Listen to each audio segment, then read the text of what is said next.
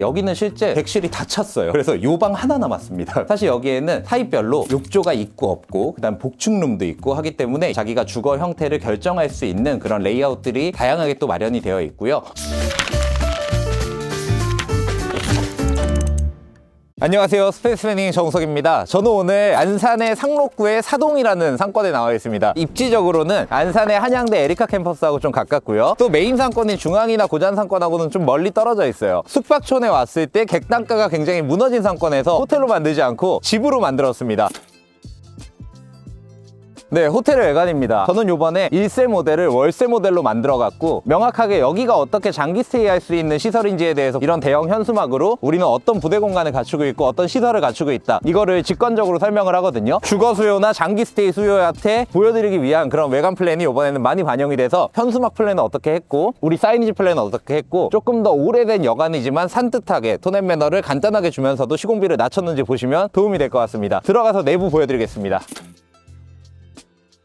아파트 호텔의 로비입니다. 안산의 아파트 호텔을 기획할 때는 고객의 페르소나를 3가지 정도로 정의했어요. 첫 번째는 인근의 대학생인데 한 3, 4개월 정도 머물 공간이 필요한 한양대 에리카 학생들. 두 번째는 사회 초년생이라서 보증금이 없어서 오피스텔이나 이런데 월세로 들어가기도 약간 부담스러운 그런 분들. 세 번째는 인근의 어떤 신규 공사 현장에서 오시는 블루칼라 노동자분들이 또 있어요. 그런 분들은 달방을 많이 이제 활용을 하시거든요. 3가지 정도의 페르소나가 여기에 섞이더라도 안전하고 따뜻한 집처럼 좀 느끼게 해야 되겠다라고 생각했고, 그래서 로비에는 저렇게 경비 아저씨도 서 계시고요. 물론 AI로 서 있어요. 그래서 인건비가 들지 않습니다. 그 다음에 우편함도 이렇게 있어요. 각자 이제 자기 집에 오는 우편물도 받을 수 있게 만들었고, 언제든 문제가 생기면은 키오스크에서 관제실하고 바로 연동이 되어 있기 때문에 문제를 또 해결받을 수도 있어서 실질적으로 여기는 완전 무인 형태로 돌아가고 아침에 청소팀이 출근하지도 않습니다. 그래서 완전 무인에다가 우리가 FM이라고 하는 간단한 어떤 건물 관리 정도만 용역을 맡기게 되면은 인건비 없이도 돌아갈 수가 있게 됩니다. 근데 저는 이번에 아파트는 만들 때는 단순히 그냥 방만 리모델링해서 심플하게 완성하자 이게 아니고요. 하이엔드 오피스텔에서도 경험해 볼 수 있는 좋은 부대 시설도 한번 만들어 보자. 세탁도 공동으로 이용할 수 있게끔 편의시설도 만들어보자. 고시원보다는 조금 더 좋은 그런 공유주방도 갖춰보자 하는 나름의 기획 포인트들을 만들어 놨거든요. 부대시설로 바로 이동하시겠습니다.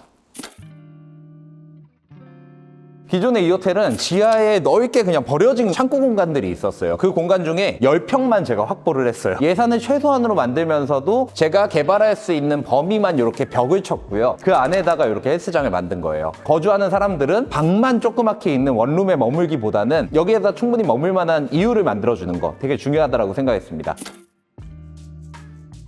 고시원에 있는 셀프 주방보다는 조금 더 좋은 셀프 주방을 갖추게 해서 유인을 만들어내자 했어요. 고시원 살 바에 여기 사는 게 낫지 않아? 이런 생각을 좀 할 수 있게 그렇게 만드는 게 목표였어요. 그래서 편하게 자기가 라면도 끓여 먹을 수 있고 커피도 좀 마실 수 있고 싱크와 인덕션까지 있어가지고 편하게 이렇게 요리도 해 먹을 수 있는 그런 공간으로 만들었고요. 한쪽 공간은 편하게 머물면서 좀 공부도 할 수 있고 업무도 볼 수 있게 라운지 공간을 또 만들어놨어요. 이 정도 공간이 있으면은 작은 방 안에서만 머물 게 아니고 공용부에서 조금 더 시간을 보낼 수 있는 그런 방식으로 공간을 구할 수가 있기 때문에 여기 장기 스테이 하시는 분들은 다른 어떤 대체 공간들보다도 메리트가 있다라고 느끼게끔 만들었습니다.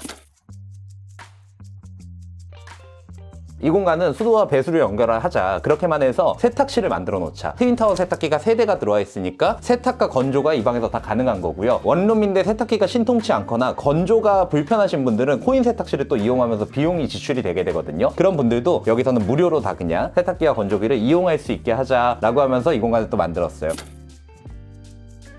여기에 입주하신 분들은 개인 창고를 하나씩 보유하게 돼요. 요즘에 고급 아파트에 가잖아요. 그럼 지하 주차장의 한켠에 개인 창고가 다 마련이 돼 있어요. 집에다 보관하기 부피가 큰 물건들은 여기다가 다 보관할 수가 있는 겁니다. 방 면적 말고도 이만큼의 창고 공간에 서비스 면적을 확보할 수 있는 거기 때문에 이 아파트 호텔만의 또 매력이 되겠죠. 그러면 이제 객실로 한번 가보시겠습니다.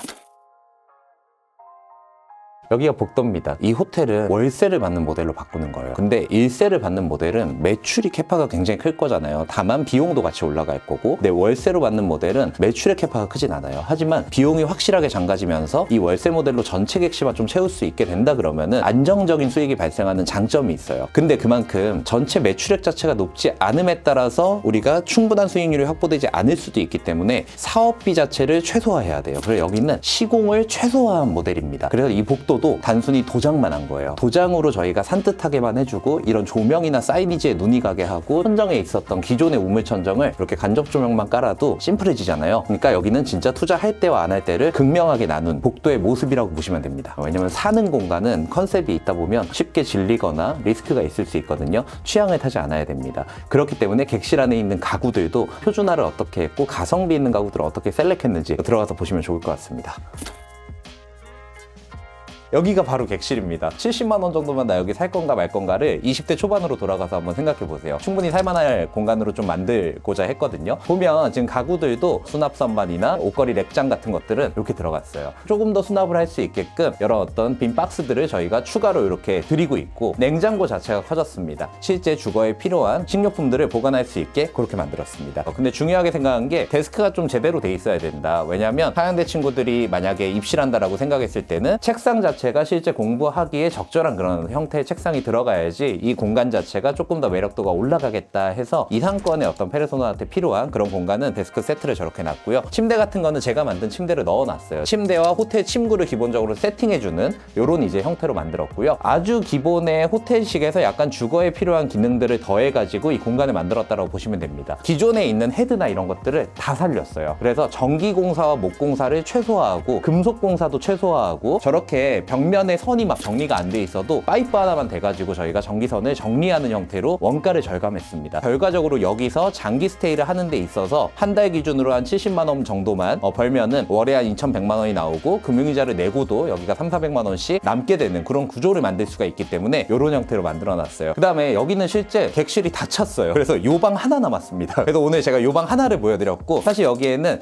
자기가 주거 형태를 결정할 수 있는 그런 레이아웃들이 다양하게 또 마련이 되어 있고요. 현재는 완전히 만실이라 갖고 요 방도 이틀 뒤면은 새로운 어떤 입주자께서 들어오실 그런 공간입니다. 네, 오늘은 이렇게 호텔 개발 사례를 한번 보여드렸고요. 이걸 그냥 호텔로 개발을 했다라고 하면 어려웠을 것 같아요. 왜냐면 인근에 있는 신규 리모델링을 한 호텔들도 객단가를 막 3만 원대도 받고 좀 열악한 그런 상권이거든요. 이런 상권에서는 관성적으로 개발을 생각하는 것보다도 이렇게 관점을 틀면 유연한 사고를 하면서 호텔 개발을 할 수도 있다라는 포인트가 오늘의 어떤 포인트였던 것 같고요. 여기를 찾는 고객들의 입장에서 보면은 내가 고시원에 살거나 아니면 인근의 허름한 원룸에서 살거나 그 정도 월세로 이 정도 프리미엄을 좀 누릴 수 있겠다라는 그런 장점을 내가 여기에 묵을 소비자라고 한다면 어떻게 느낄까라는 관점에서 오늘 영상을 보시면은 조금 더 도움이 될 것 같습니다. 스페이스 플래닝은 작년 6월부터 종합건설업 면허가 나와서 지금 신축도 열심히 하고 있지만, 기존의 낙후된 건물들은 다른 형태로 바꿔보면서 밸류에드를 시도하는 재밌는 기획들도 많이 하고 있어요. 앞으로는 이런 기획들도 제가 자주 나와갖고 소개시켜 드리겠습니다. 다음 영상은 또 재미있는 호텔 사례로 찾아뵙도록 하겠습니다. 오늘도 시청해주셔서 감사합니다.